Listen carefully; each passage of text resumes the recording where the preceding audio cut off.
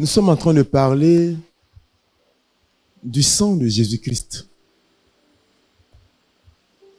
Nous sommes en train d'expliquer pourquoi le sang de Jésus-Christ est si important que nous avons donc le droit de faire des recherches pour découvrir les vérités qui sont cachées à l'intérieur du sang et comment, n'est-ce pas, se l'approprier et comment l'utiliser dans notre marche avec le Seigneur.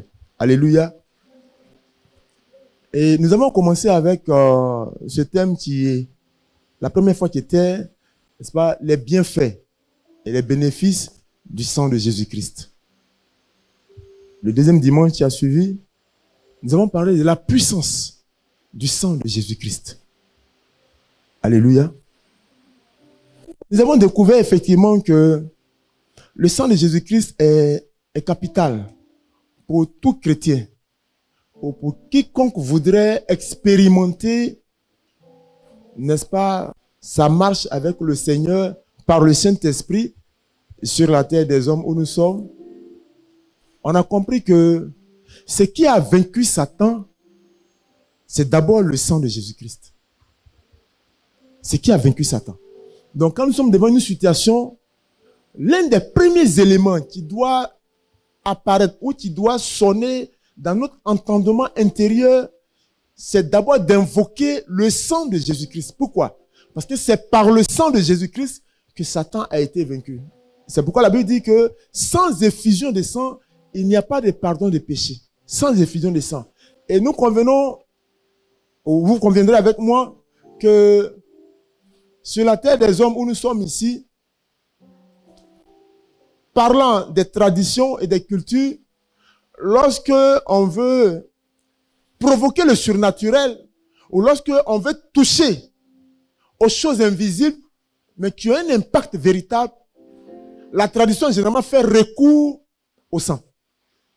Il n'y a rien qui ait de l'importance dans une pratique spirituelle si le sang n'est pas présent. C'est pourquoi vous allez voir que beaucoup de gens, cherchant le bien-être ou cherchant à améliorer leur situation de vie, vont recourir à des pratiques, c'est vrai, pas bien du tout, mais vous allez voir que le sang sera toujours demandé, que ce soit le sang des animaux, que ce soit le sang des hommes, que ce soit le sang de qui que ce soit, mais le sang aura toujours une importance et un impact dans toute activité spirituelle qui sera, n'est-ce pas, manifeste. Parce que les hommes ont compris l'importance du sang.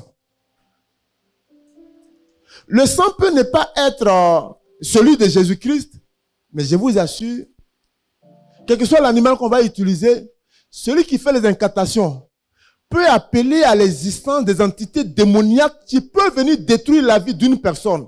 Quoique le sang qui a été utilisé n'est pas un bon sang.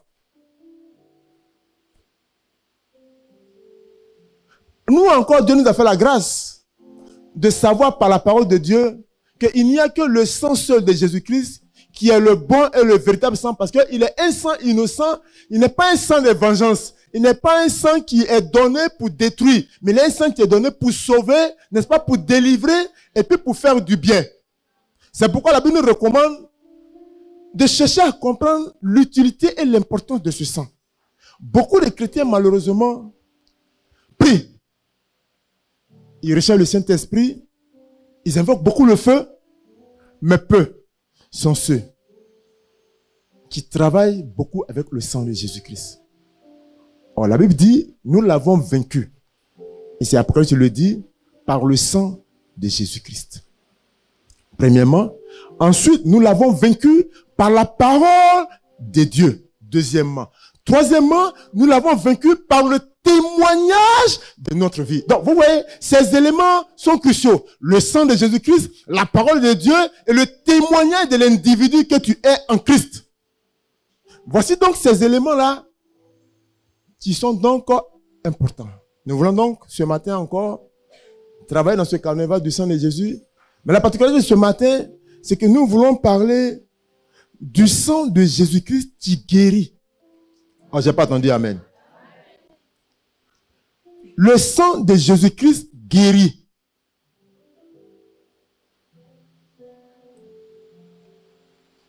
il faut que nous le sachions. Et quand on va le savoir, il faut maintenant que nous puissions l'utiliser pour faire l'application de ce que nous avons découvert pour voir est-ce que c'est vrai. Il y a un dimanche ici, quand nous parlions du sang de Jésus, on a dit que si tu bois le sang de Jésus, il te guérit, il te délivre, il te restaure, il te bénit et il fait beaucoup de choses. Et quand on a bu le sang, on a vu ce que le sang de Jésus-Christ a fait. Parce que là, nous étions en train d'avoir une dimension prophétique. Le prophète ici nous a amené à boire le sang, quoique nous ne voyons pas le sang. Mais nous avons dit que nous croyons en la parole de Dieu et nous croyons au prophétique.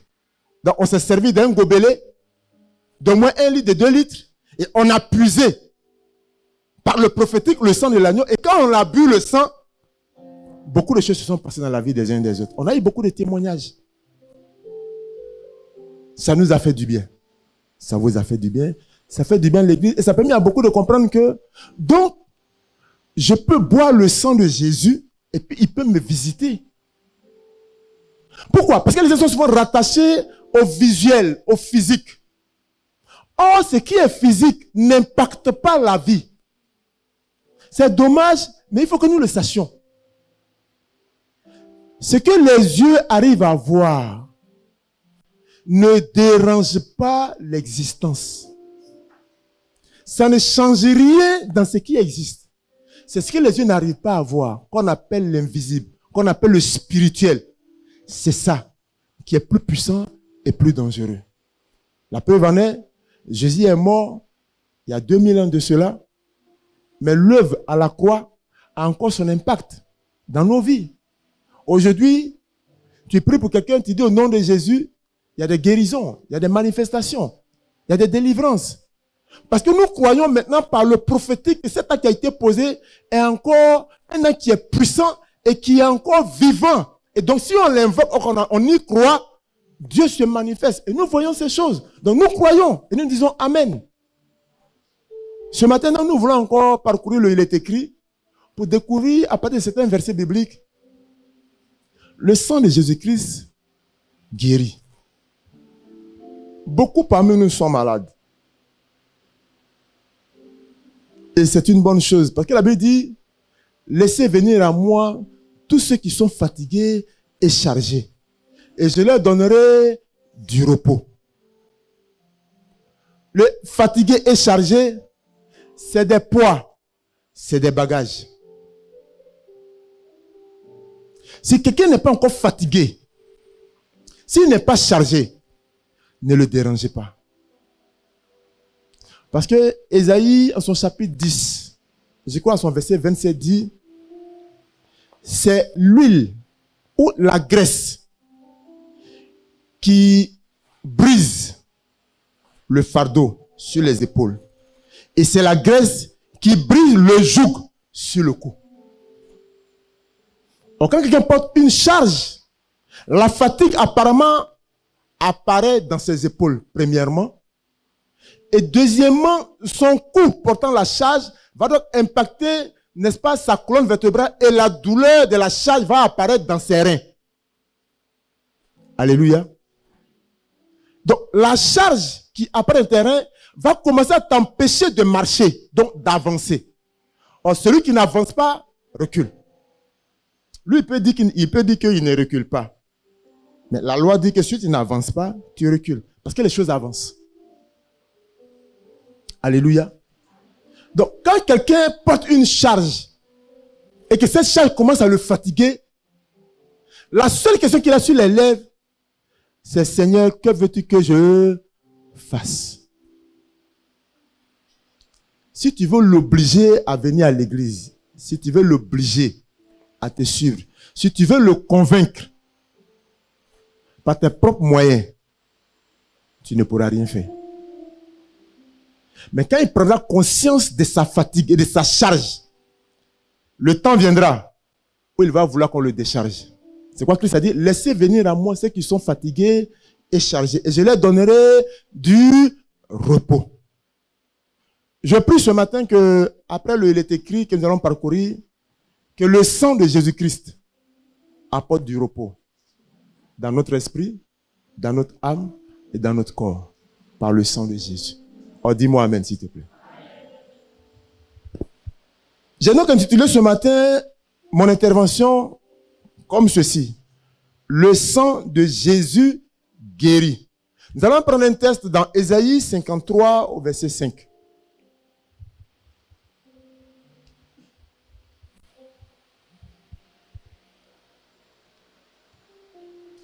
Ésaïe 53 verset 5 dit ceci, selon ma version Louis II.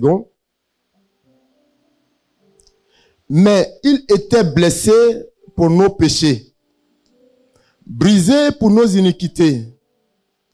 Le châtiment qui nous donne la paix est tombé sur lui. Et c'est par ses meurtrissures que nous sommes guéris. Amen. Père, je bénis ton nom pour ta grâce.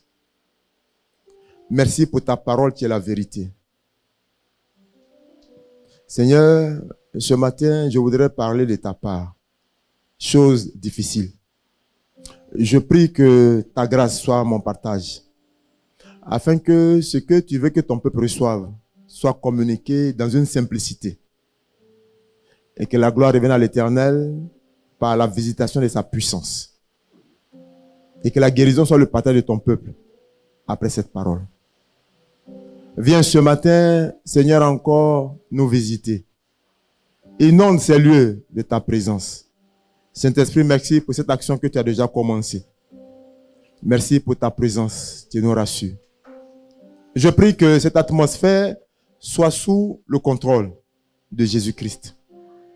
Seigneur, que ce qui n'est pas digne de toi et qui voulait se manifester en ces lieux soit chassé. Nous prions que la gloire de notre Dieu soit notre partage. Au nom de Jésus que nous avons prié. Amen. Amen. Voici un peu ce que la Bible nous dit ce matin dans le texte de Ésaïe chapitre 53, à partir du verset 5, qui nous a permis de comprendre que Jésus, qui est notre Dieu, est venu sur la terre pour témoigner à Dieu le Père sa soumission. Et pour la gloire de Dieu le Père qui a amené l'homme à l'existence, mais l'homme, par son péché, s'est détourné de Dieu.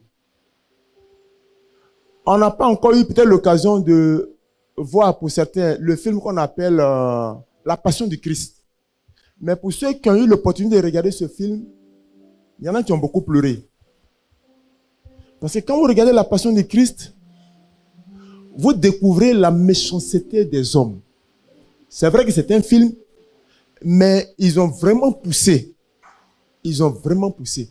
Au point que ceux qui ont les âmes très sensibles, je me rappelle bien, certains n'ont pas pu terminer le film. Parce que ça fait vraiment pitié. Et je me suis dit, c'est vraiment difficile aux hommes de comprendre le mystère qui est rattaché à cet acte. Parce qu'effectivement, quand on dit de quelqu'un qu'il est un Dieu et qu'il est puissant, et le voir souffrir de la sorte, et puis dire que c'est lui qui est Dieu, si Dieu ne te fait pas grâce, vraiment c'est difficile. Mais la Bible dit que c'est au travers de sa chair qui a été déchirée. Frapper quelqu'un avec des chicottes qui ont en leur bout des hameçons ou des crochets. Et que lorsqu'on te frappe et puis on te tire la chicotte ou on retire la chicotte du cou, c'est-à-dire ta chair est accrochée et on arrache une partie de ta chair et puis on ramène. Et c'est pas une seule fois. Et pas une seule personne, mais 2, 3 personnes. Et chacun frappe comme il peut. Pourquoi? Parce qu'ils se sont dit, mais si cet homme-là s'est fait appeler Dieu, et qu'il a pu guérir, il a pu ressusciter, d'après ce qu'on a entendu parler de lui, mais qui se ressuscite. Donc ils y sont allés avec une main vraiment forte.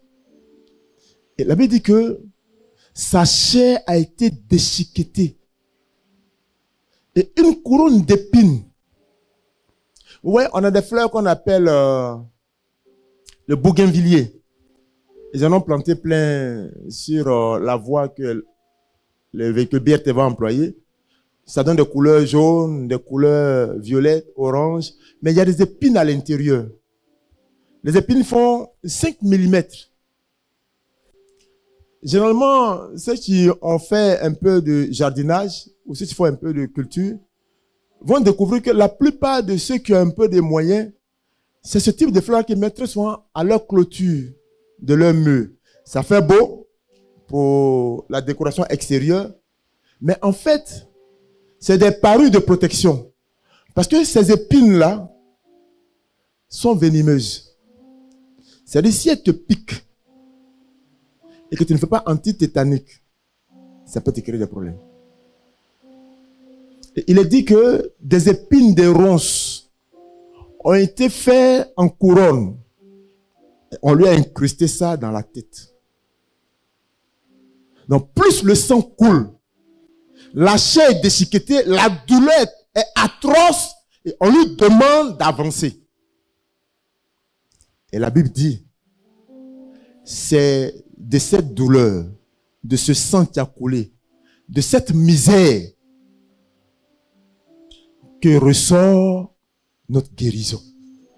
C'est un mystère. C'est vraiment un mystère. Parce que si ce n'est pas un mystère, je ne sais pas comment on va expliquer ça. Mais gloire soit rendue à l'Éternel de ce que la révélation nous a été faite par le il est écrit, qui est la Bible. Comme nous disons que la Bible est la parole de Dieu et qu'elle est la vérité, quand nous lisons ce qui est écrit dans la Bible, nous les chrétiens, nous croyons. Il y en a qui n'y croient pas. Il y en a qui disent beaucoup de choses. Ça, c'est leur dossier. Pour le moment, nous croyons en la Bible. Donc, nous témoignons que la Bible est la vérité et elle est la parole de Dieu. Et elle a été écrite sous l'inspiration de Dieu. C'est pourquoi nous disons ce matin que le sang de Jésus-Christ guérit. Mais voyez-vous, pour que quelqu'un soit guéri, il faut qu'il souffre de quelque chose. Il faut qu'il soit malade de quelque chose. Je voulais ce matin vous inviter à prendre la Bible dans le livre de toujours Ésaïe 57 et Ésaïe 53. Nous allons lire un verset et après on va prendre Proverbe chapitre 6. On va lire le verset, on va commencer par Proverbe chapitre 6 pour lire le verset 16 à 19 et après on va revenir à Ésaïe. Proverbe chapitre 6. Et je voulais ce matin parler en premier lieu de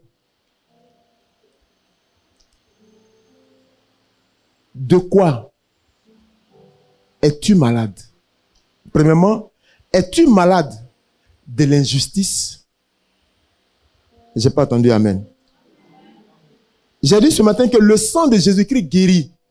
Mais pour qu'on puisse te guérir, il faut que tu sois malade de quelque chose. Parce que si tu n'es pas malade, mais la guérison, tu n'en as pas besoin, naturellement. Et si tu penses que tu ne reconnais pas que tu es malade, on ne peut rien faire. On dit, il n'y a pas plus aveugle que quelqu'un qui refuse de voir. C'est-à-dire, il voit clair et les ophtalmologues font les analyses. On dit, ses yeux sont à 100% au bon niveau. Et lui, il dit, il ne voit pas. Accepte ce qu'il dit et puis laisse-le avancer. Alléluia. Donc ce matin, je voudrais parler à ceux qui sont malades. C'est ceux-là qui vont recevoir la guérison par le sang de Jésus-Christ. Donc, comme on a commencé à prier tout à l'heure, si tu n'as pas été visité, c'est que tu n'es pas malade. Parce que nous sommes ce matin à l'hôpital. Nous sommes ce matin à l'hôpital. Et notre Dieu veut nous guérir par le sang de Jésus. Proverbe chapitre 6. J'ai dit, es-tu malade de l'injustice? C'est une question que je pose. Et donc, Proverbe chapitre 6 va nous donner quelques éléments du livre écrit. Et si ce matin, cette question te concerne, je prie que tout à l'heure quand on va prier, que le Seigneur te visite et qu'il te fasse grâce. Proverbe dit, au verset 16, il y a 6 choses que est l'Éternel, et même 7 qu'il a en horreur. Les yeux hautains. Or, beaucoup de personnes sont malades. à cause de certains regards hautains du voisinage. Beaucoup de personnes sont malades à cause de certains regards de leur milieu estudiantin. Beaucoup de personnes sont malades à cause du regard de leurs supérieurs hiérarchiques.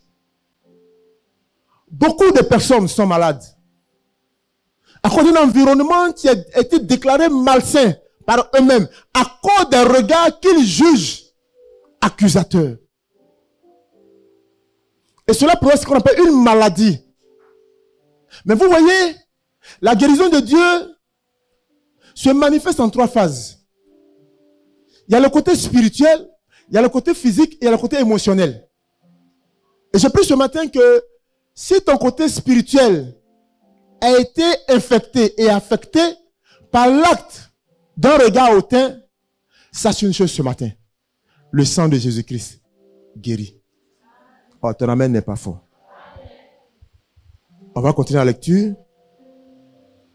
La Bible dit, les yeux hautains, la langue menteuse. Oh! Combien de fois le mensonge ne nous a pas tués? Combien de fois? Certainement tu as été victime d'un mensonge. Et ça a changé le cours de ta vie.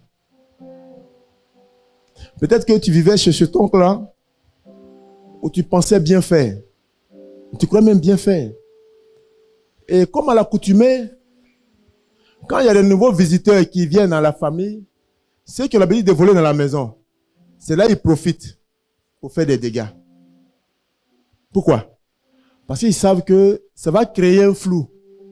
Ils ne vont pas savoir qui a fait ça. Et généralement, chez nous les chrétiens, ça détruit beaucoup. Chez les païens encore ça va. Parce que eux, quand ils ne sont pas d'accord, ils appellent les devins tout de suite. Il dit, qui a pris mon portefeuille? Je viens d'arriver, j'ai déposé mon sac, il y avait 100 000. Il manque 50 000. C'était pour payer mes coûts. Qui a pris mon argent? 2 fois. Il dit, ok. Si je sors d'ici, je vais voir un mystique. Je vais lui demander de rendre aveugle. C'est lui qui a pris mon argent. Parce qu'après avoir pris mon argent, tu m'empêches de m'inscrire, donc tu ne veux pas que j'avance dans mes études. Et si je dis à mes parents qu'on m'a volé, ils vont dire que je mens. Donc si je ne vais pas à l'école, toi tu ne vas pas voir clair. J'ai vu une histoire sur les réseaux sociaux. Et c'est ma femme qui m'a fait voir ça. Elle récolte les bonnes histoires pour moi, pour que j'apprenne à rire. Parce que je ris difficilement parfois quand je suis seul. Donc le soir, elle m'appelle, elle vient t'asseoir. Puis je m'assois. Et puis elle me sort les histoires qui font rire. Et j'arrive à rire un peu. Et quand je finis, je vais encore prier. Parce que je vous assure, vous, quand c'est difficile, vous venez me voir. Je parle avec vous, je prie pour vous. Mais quand moi, c'est difficile pour moi. C'est difficile pour moi. Je n'ai pas souvent accès au Père. Très souvent. Quand c'est vraiment chaud, j'essaie de l'appeler. Mais je passe plus de temps à crier à Dieu et à pleurer devant Dieu. Pour lui dire, je n'ai pas d'issue. Je n'ai pas de solution. Et je ne voudrais pas prendre des décisions qui vont infecter celui pour qui je ne suis pas content. Parce que ça va déranger l'œuvre. Mais si tu apaises mon cœur et que tu me mets la joie dans le cœur, je pourrai le supporter demain matin. Mais je peux même l'appeler tout à l'heure. Et puis effectivement, au réveil, Dieu me guérit. Je vous assure, c'est un exercice très difficile. Mais c'est passionnant. C'est vraiment passionnant. Donc, vous voyez que une personne comme ça, pour les païens, ils peuvent régler le problème. Mais pour nous les chrétiens, on ne consulte pas. Parce qu'on n'a pas appris à parler avec Dieu, donc on ne sait pas quand consulter Dieu. Or, de Genèse à Apocalypse, la Bible dit que quand le peuple d'Israël avait besoin d'une orientation, on dit, il consulte Dieu, et puis Dieu parle science tenante, et Dieu dit ce qu'il doit faire. Ainsi, David pourrait dire à Dieu, est-ce que je peux monter à la poursuite de mes ennemis? Est-ce que je peux les rattraper? Est-ce que je peux les vaincre? Est-ce que tu me donnes le droit d'y aller? Et puis Dieu dit, vas-y. Mais quand on le lit, ça fait plaisir. Parce qu'on pense que c'est facile. Interroge Dieu. Demande-lui qui te doit ton argent là. Est-ce que si tu vas l'encaisser, est-ce qu'il va t'écouter? Est-ce qu'il va te rembourser ton argent? Et tu vas voir s'il va te répondre demain matin. Ça prend du temps. Très souvent. C'est pourquoi parmi nous, beaucoup qui ont été fatigués, qui sont venus, n'ont pas été délivrés de leur charge et de leur poids. Ils sont venus avec leur vice. Et ils sont parmi nous. Et ceux-là, ils ont encore la langue mensongère. Et quand ils te disent quelque chose, c'est tellement bien dit que tu ne peux que croire pour vivre.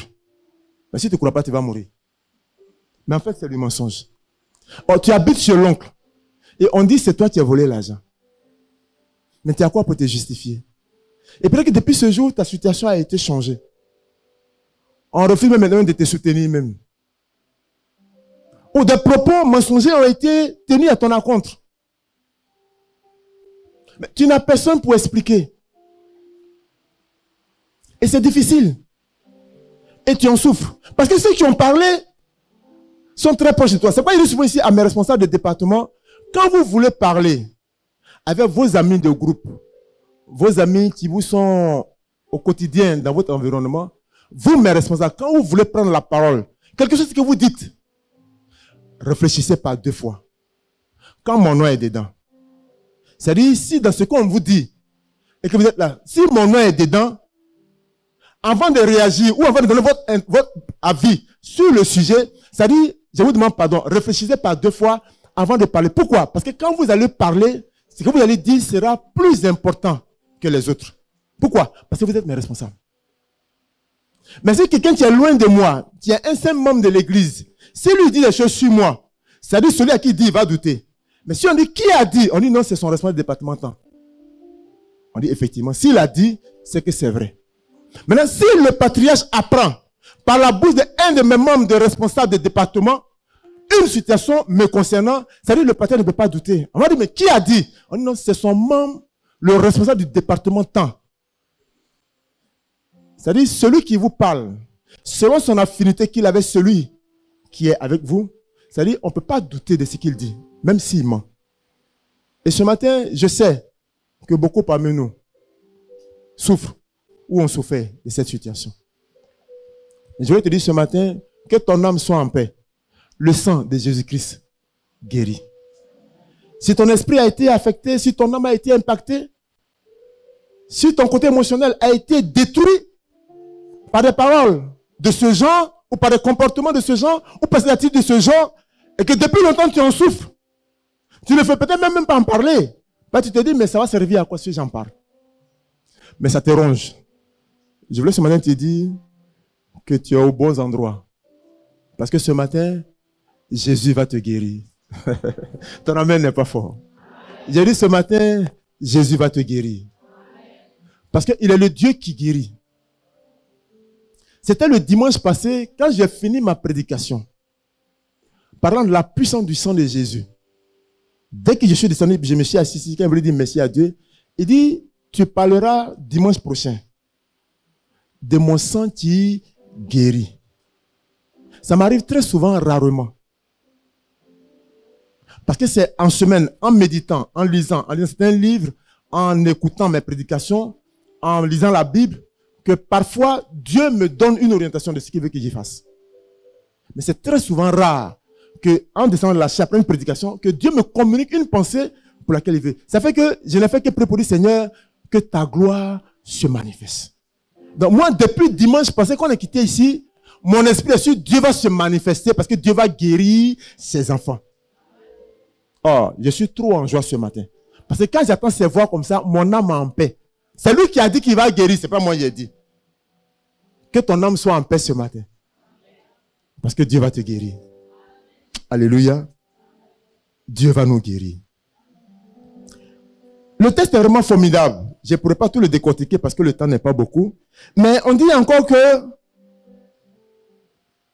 la main qui répand le sang innocent, le cœur qui médite des projets iniques, les pieds qui se hâtent de courir au mal. Voici quelques éléments d'injustice certainement qui ont été à ton encontre. Et la question que je me suis posée ce matin, et que je vous pose ici, es-tu malade d'une injustice? Jésus a été malade, frappé d'une injustice. Mais il est sorti victorieux de l'injustice. Ce matin, tu sortiras victorieux. Tu sortiras victorieuse. Oh, dis-moi bien Amen. Parce que le Saint-Esprit ce matin va nous faire du bien. Alléluia.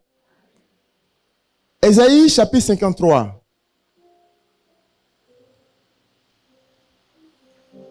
Ésaïe dit à son verset 7, il a été maltraité et opprimé, et il n'a point ouvert la bouche, semblable à un agneau qu'on mène à la boucherie, à une brebis muette devant ceux qui la tondent. Il n'a point ouvert la bouche. Que Dieu te bénisse si tu n'as point ouvert la bouche devant cette injustice. Que Dieu te bénisse si, au-delà de cette injustice, si tu n'as pas encore posé d'autres pas. Si on pourrait contrarier ta relation avec les membres de ta famille ou avec ton entourage. Que Dieu te bénisse. Parce que Christ n'a pas ouvert sa bouche. N'ouvre pas ta bouche. Celui qui parle se dévoile. Celui qui parle se dévoile. Celui qui ne parle pas ne se dévoile pas. Mais le Saint-Esprit lit dans son cœur ce qui le fait souffrir et Dieu le guérit. Ce matin, je prie que Dieu te guérisse. Je voulais encore dire quelque chose ce matin en point 2. De quoi es-tu malade pour que le Seigneur Jésus puisse te guérir? Et en point 2, je dis, es-tu malade du rejet? Jésus-Christ a été rejeté, mais il est sorti vainqueur du rejet. Nous allons aller en Psaume chapitre 147. Et nous allons lire ce que la Bible dit, parlant du rejet. Psaume 147. Pour que ce matin, Jésus nous guérisse par son sang, nous sommes donc en train d'énumérer ou d'égrener des situations qui certainement ont été peut-être ton partage. Et je prie que si tu te retrouves dans ces paroles-là, que Dieu apaise ton cœur ce matin et que Dieu te guérisse. Psaume 147 au verset 3. Il a dit, il guérit ceux qui ont le cœur brisé et il pense leurs blessures. Amen. Il guérit ceux qui ont le cœur brisé et il pense leurs blessures. Jésus guérit ceux qui sont rejetés. Il y a des rejets subtils. Il y a des rejets flagrants. Quand c'est flagrant, ça fait un choc, mais après ça passe. Mais quand c'est subtil, ça fait souffrir. C'est-à-dire, les gens sont en train de causer entre eux. Et quand tu arrives, on s'était. Tu sais que les gens parlaient. Parce que tu étais derrière la porte. Ça riait même, tu étais là. Dès que tu ouvres la porte, tu attends. La question que tu te poses, mais qu'est-ce qu'on me reproche? Mais il n'y a personne pour te dire ce qu'on te reproche. Et si tu as eu le courage de t'approcher de un après, pour dire, ah, la fois dernière, j'ai constaté tel aspect dans notre relation. Ai-je commis quelque chose qui t'a choqué? Je voudrais me repentir auprès de toi. Parce que j'ai constaté que, il dit non, tout va bien. Tu n'as rien fait, tout va bien. Tu te demandes, ou bien c'est toi, tu commences à délirer un peu. Parce que, apparemment, pour ce que tu as vu, ça fait réfléchir un peu. Mais il te dit, tout va bien. Et quand tu rentres le soir, si tu n'es pas assis dans la parole de Dieu, tu vas commencer à méditer sur les actes des uns et des autres. Et si tu n'es pas fort et que tu n'es pas bien entouré, la première réflexion par une fois te venir, c'est dire, laisse-les tomber. Va voir ailleurs. C'est un piège. Tu ne peux pas prier Jésus et puis dire à ton frère qui est en Jésus, tu coupes avec lui. Et puis tu deviens ami à un païen. Et tu es maintenant bien avec les païens. Tu vas te refroidir. Qui aura gagné? C'est Satan. As-tu été malade du rejet? As-tu été malade du rejet dans la maison familiale? As-tu été malade du rejet de ton père géniteur? A-t-il refusé ta grossesse? A-t-il refusé ta personne? Ta mère t'a-t-elle rejeté quand tu es né? Ou ce ton que tu as pris l'héritage de ton père qui était censé t'aider n'a plus de programme avec toi? Qu'est-ce qui a été fait qui te fait souffrir? Qui fait que ta vie et ta joie est parfois en dents de scie. Pendant 2 mois, tu es en joie, tu montes par le Saint-Esprit et 4 mois après, tu piques complètement et puis tu ne comprends plus ce qui t'arrive. Jésus guérit. Oh, dis à moi. Jésus guérit. Dis à moi. Jésus guérit. Si les gens t'ont rejeté, Jésus t'a pas rejeté. Et dit, laissez venir à moi ceux qui sont fatigués et chargés. De quoi es-tu chargé? Le sang de Jésus-Christ te décharge ce matin. Il m'a dit qu'il veut guérir. Et je sais que quand il me le dit, il le fait. Je ne doute pas. C'est pourquoi Jésus pourrait dire, Père, pour moi, tu m'as toujours exaucé. Mais comme eux, ils ne savent pas, c'est à cause d'eux qu'en fait je te prie. Sinon, si c'est de toi à moi, je n'ai pas besoin de prier. J'ai dit, sois guéri. C'est à cause de vous que j'ai prié ce matin. Sinon, moi, je sais qu'il vous a déjà guéri. Je peux dire, si il finit de prêcher, on n'a qu'à dire merci, puis on va à la maison. Mais s'il ne se manifeste pas, oui, mais il a dit qu'il va nous guérir, mais on n'a pas vu ça. C'est pourquoi après on va prier tout à l'heure. Parce que je sais qu'il guérit. Et je sais d'où je viens. J'ai été guéri par lui. Et j'ai pris ce matin qu'il te guérisse. Alléluia. Nous allons avancer. La Bible dit que en troisième élément, es-tu malade de l'humiliation? Vous voyez, c'est des choses que nous avons au quotidien. Et ça nous détruit intérieurement, mais parfois on ne peut pas en parler. Et si tu n'en parles pas à quelqu'un qui est spirituel, qui peut t'écouter sans ouvrir sa bouche après, si tu n'es pas sûr d'en trouver, c'est comme un poison que tu as à l'intérieur de toi qui te ronge et tu ne peux pas t'en défaire. En fait, tu deviens prisonnière de ton poison. C'est un venin. Tu sais qu'il est à l'intérieur et il te ronge. Qui aime l'humiliation?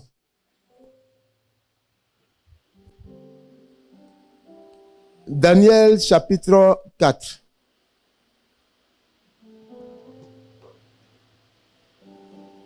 Daniel chapitre 4.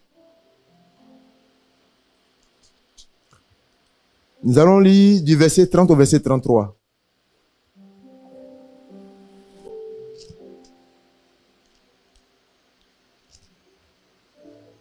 Daniel chapitre 4.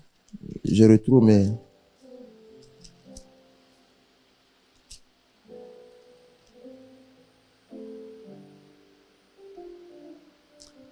Il est dit en Daniel chapitre 4, verset 30, le roi prit la parole et dit, n'est-ce pas ici Babylone la grande que j'ai bâtie? N'est-ce pas ici Babylone la grande que j'ai bâtie comme résidence royale par la puissance de ma force et pour la gloire de ma magnificence? Verset 31. La parole était encore dans la bouche du roi qu'une voix descendit du ciel. Apprends, roi Nebuchadnezzar, qu'on va t'enlever le royaume. Verset 32. On te chassera du milieu des hommes. Tu auras ta demeure avec les bêtes des champs. On te donnera comme au bœuf de l'herbe à manger. Et 7 ans passeront sur toi jusqu'à ce que tu saches que le Très-Haut domine sur le règne des hommes et qu'il le donne à qui il lui plaît. Amen. Nous parlons de l'humiliation. Nebuchadnezzar est un roi païen. Dieu l'a suscité pour traiter son peuple, pour le ramener à l'obéissance. Et cet homme-là, quand il a vaincu le peuple de Dieu, il n'a pas compris. Et il n'a pas réalisé que, en fait, c'est Dieu qui a livré son peuple. Mais il a pensé que c'est par sa bravoure qu'il est devenu ce qu'il est devenu. Il a commencé à commettre l'impair dans son royaume et dans son temple. La Bible dit, les objets sacrés de la maison de l'Éternel, qu'il avait ravi entre les mains des serviteurs de Dieu. Il a demandé qu'on envoie ça à sa table. Et il a commencé à boire dans les coupes sacrées de l'Éternel. La Bible dit, cela a déplu à Dieu. Et pendant que Nebuchadnezzar, dans son royaume et dans toute sa gloire, est en train de se parer pour dire que c'est lui qui a construit ce grand royaume, ce temple-là, pour s'enorgueillir, on dit, pendant qu'il n'avait pas encore fini la parole de sa bouche, une voix se fait entendre, ou se fit entendre, pour dire, aujourd'hui, à l'instant même où la parole est encore de ta bouche, tu vas te retrouver parmi des animaux. Tu vas brouter l'herbe. Et tu vas vivre pendant 7 ans hors du palais. Ainsi tu sauras que c'est moi l'Éternel qui t'ai établi et qui t'a donné le droit de dominer sur mon peuple. C'est pourquoi souvent, l'humiliation est une arme, c'est vrai, qui détruit, mais Dieu utilise l'humiliation pour nous ramener dans sa maison. Parce que quand parfois tu commences à trop t'éloigner de Dieu, il touche un peu à ce qui te fait plaisir pour que tu le cherches. Je ne sais pas qu'est-ce qu'on t'a fait. Je ne sais pas quelle humiliation que tu as vécue. Tu me dirais peut-être ce matin, pour Nebuchadnezzar, il s'est trouvé en train de manger les herbes. Il était peut-être inconscient, donc il n'a pas fait attention. Même s'il était peut-être conscient, mais comme c'est Dieu qui l'a frappé, donc ça peut se comprendre. C'est peut-être pour Nebuchadnezzar que c'est peut-être fort. Mais toi, ce qui te détruit, qui empêche ton esprit de se connecter à Dieu, qui empêche ton âme de se réjouir, et qui fait que ton côté émotionnel est très souvent affecté ou infecté, et qui fait que tu finis par devenir, on dit quoi, versatile. C'est-à-dire, à chaque heure, tu es variante, ou tu es variant. Parce que tu as été humilié. Et tu as décidé de te venger. C'est une maladie. Il n'est pas donné à un homme de se venger. Il n'est pas donné à un homme de se venger. Si, du moins, il est de Christ. Les païens font ce qu'ils veulent. Je parle de la part de l'Éternel et je parle aux enfants de l'Éternel. Il n'est pas donné à un homme. Mais l'humiliation provoque des maladies graves. Les maladies de cœur. Les maladies de ventre. Quand on t'humilie, c'est-à-dire que tu deviens petit comme ça. Petit, jusqu'à où tu es assis même là. C'est-à-dire, tu ne sais pas si tu peux disparaître pour sortir de là où tu es. Quand tu m'humilis, c'est-à-dire tu te demandes, est-ce que tu vis encore? Quand tu m'humilies, et puis c'est bien fait, propre, sont là les normes. Fait par celui qui contrôle, tu maîtrises bien le domaine de comment on humilie les gens. C'est-à-dire tu deviens froid, glacé. C'est-à-dire vous êtes en groupe, vous causez, et puis le frère arrive. Et puis salut, comment tu vas? Et puis donne bise. Comment tu vas? Comment tu vas? Donne bise. Et puis il arrive, tu tends ta main, et puis tu te dépasses. Comment tu vas? Comment tu vas? Comment tu vas? En fait, il vient de régler un problème. Et tout le monde a suivi l'acte. La première réaction qui vient de ton cœur, c'est: est-ce que je réagis ou bien je me retire? Et si tu n'as pas le Saint-Esprit, tu vas te retirer. Mais si tu as le Saint-Esprit, crois que ce n'est pas de sa faute. Qu'est-ce que Dieu veut faire? Tu ne sais pas. Mais si c'est lui que Dieu veut utiliser, que Dieu donne la force de comprendre cet acte-là. Et puis de rester grand. Et après, tu vas le voir. Pas le même jour. Les 2 jours après. ou 4 jours après. Mais après avoir prié, tu dis, ah frère, pour l'acte que tu as posé, c'était vraiment fort. Ça prouve que j'ai fait quelque chose qui ne t'a pas plu. Mais est-ce que tu penses que c'est de cette manière qu'on peut régler les choses entre les hommes? Parce qu'en réglant de cette manière-là, ça va envenimer les choses. Alors, moi, je veux qu'on règle les choses. J'ai été humilié, c'est vrai, mais je te prie de me pardonner. C'est ça qui va te permettre de ne pas être malade. Parce que si tu ne fais pas ça, lui, il a fini son acte et il se réjouit de ce qu'il a fait son acte. Et s'il a des amis qui sont avec lui, qui lui ont donné ce conseil, eux, ils se réjouissent. Mais toi, tu vas commencer à te détruire là où tu es. Comment dois-je réagir? Est-ce que je prépare aussi un coup avec ceux qui sont avec moi pour lui faire l'appareil?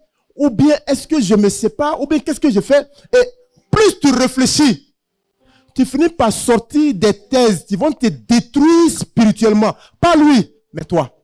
Alors, la Bible dit, Dieu regarde au cœur.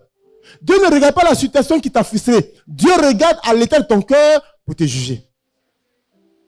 L'humiliation est une maladie.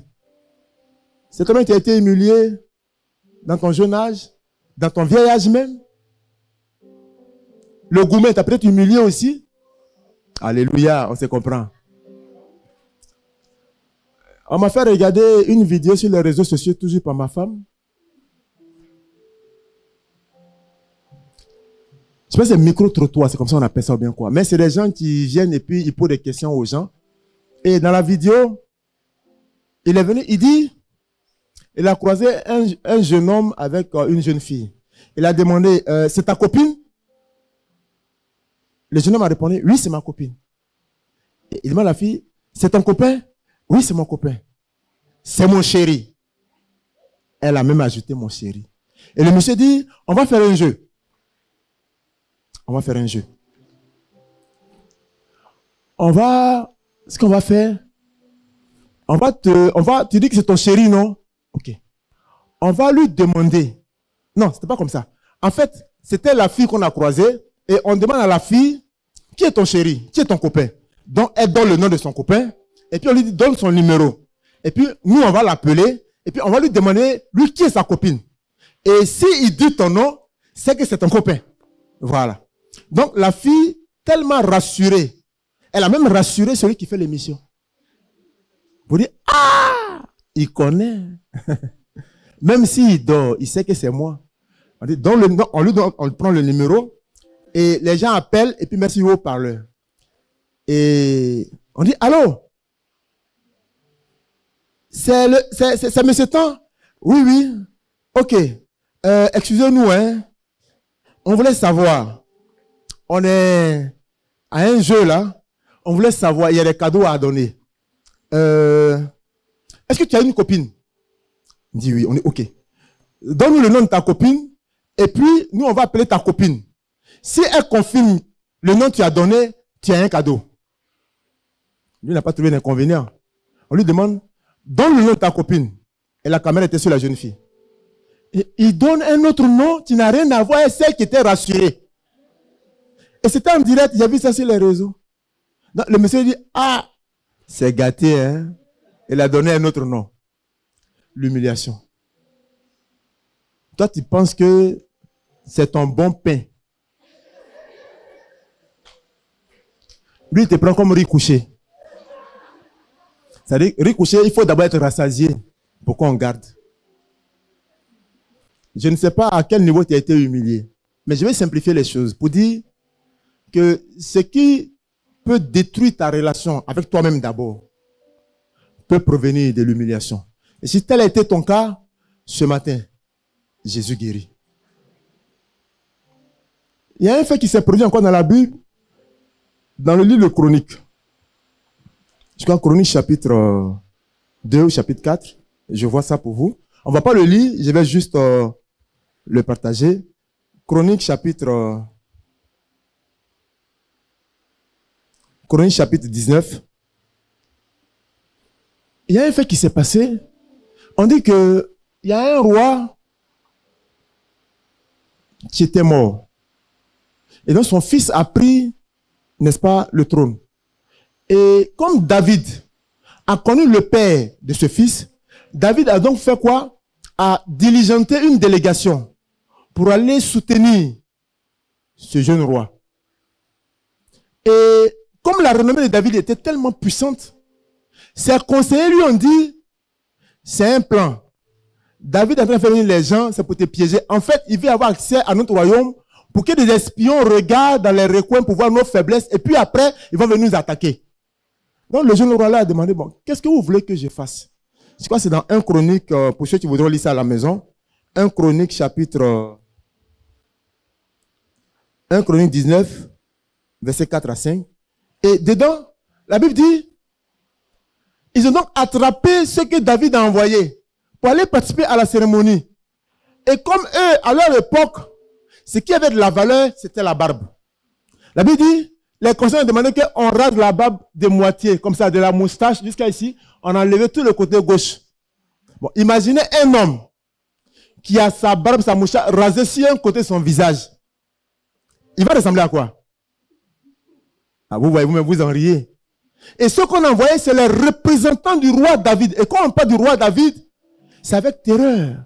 Quand on parle de son armée, il a un de ses généraux, lui, qui est au combat. C'est-à-dire, la somme de ce que lui tue dans le combat, c'est 300 personnes.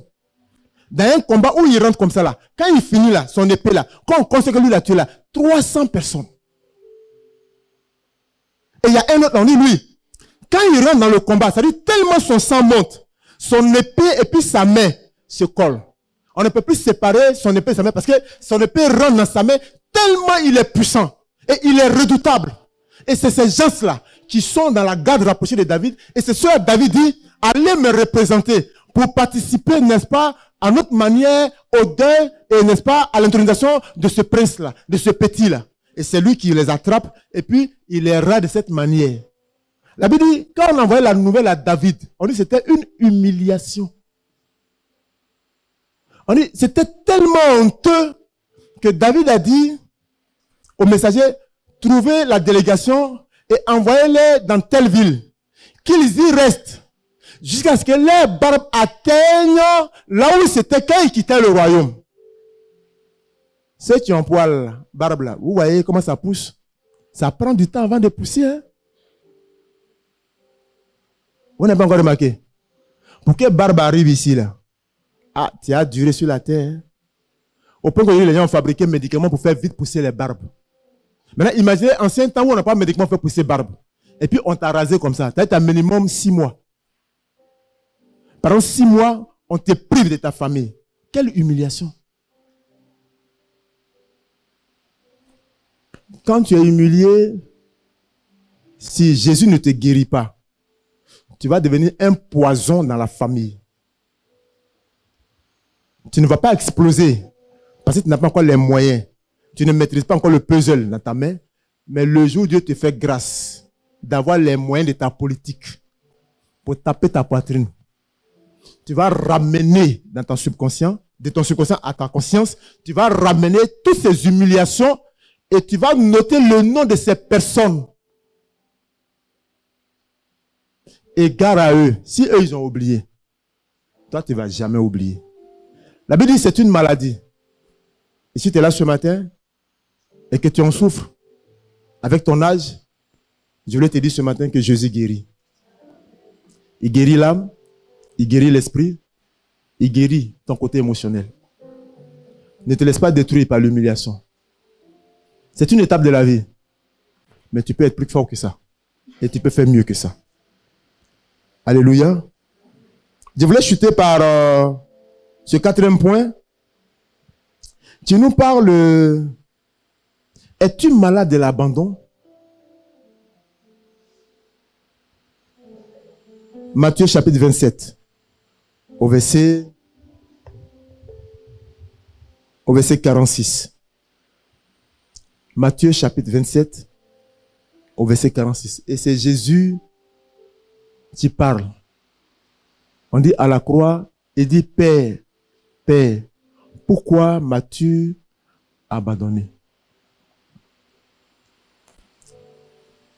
As-tu été malade de l'abandon?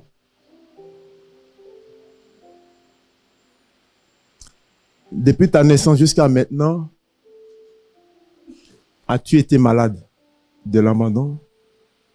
À quel niveau t'ont-ils abandonné? À quelle étape de ton âge t'ont-ils abandonné? À quel moment t'ont-ils abandonné?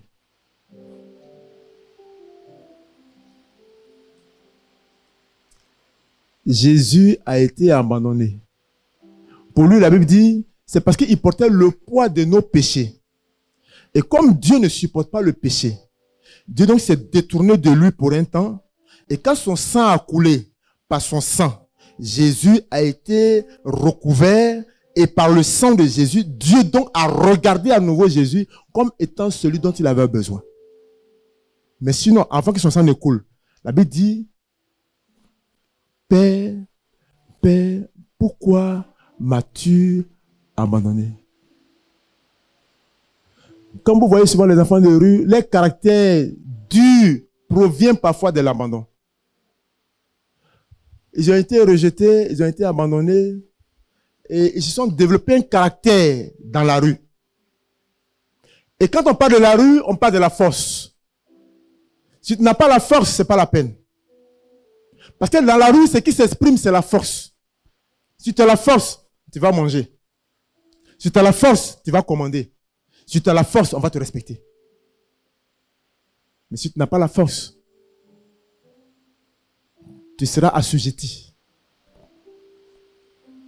Dans la nature de l'abandon, crée des maux qui parfois peuvent détruire ta vie. Il y a des hommes qui ont été abandonnés très tôt.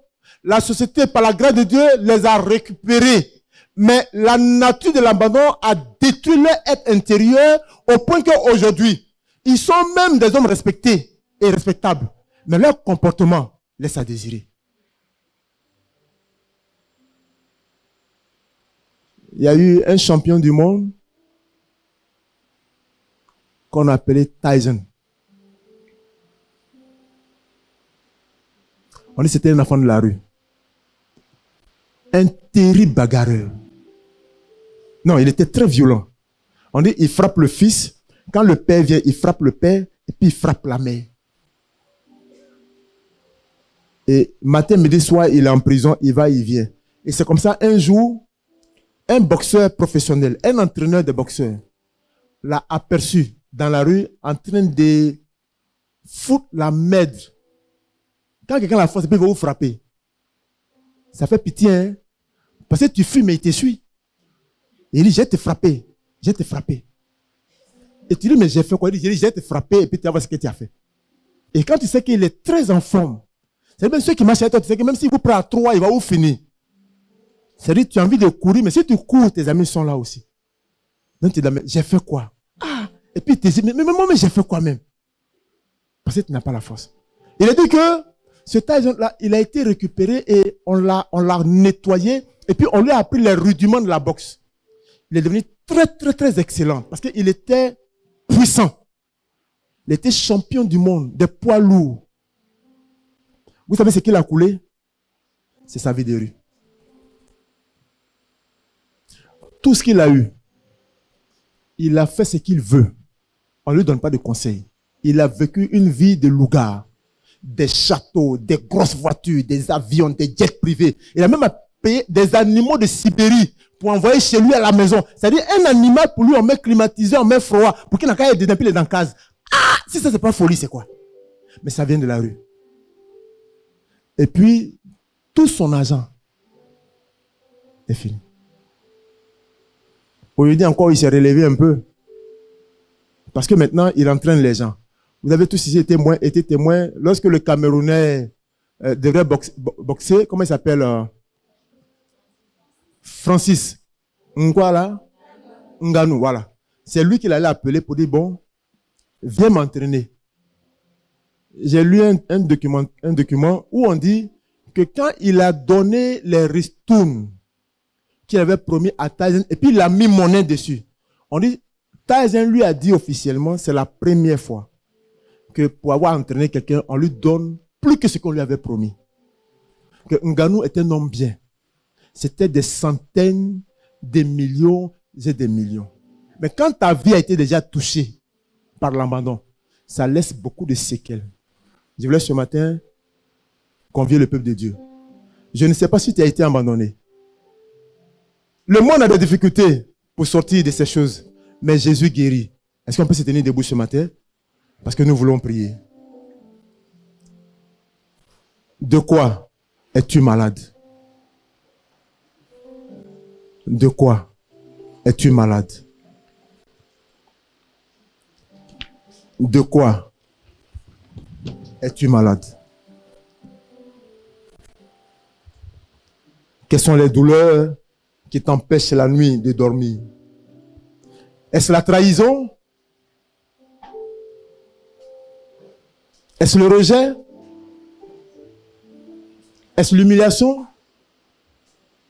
De quoi es-tu malade? Tu vas élever la voix pour dire merci à Dieu. Et tout à l'heure, quand tu auras trouvé de quoi es-tu malade, tu pourras demander que le sang de Jésus-Christ te guérisse ce matin. Élevons la voix, disons merci à Dieu. Élevons la voix, disons merci.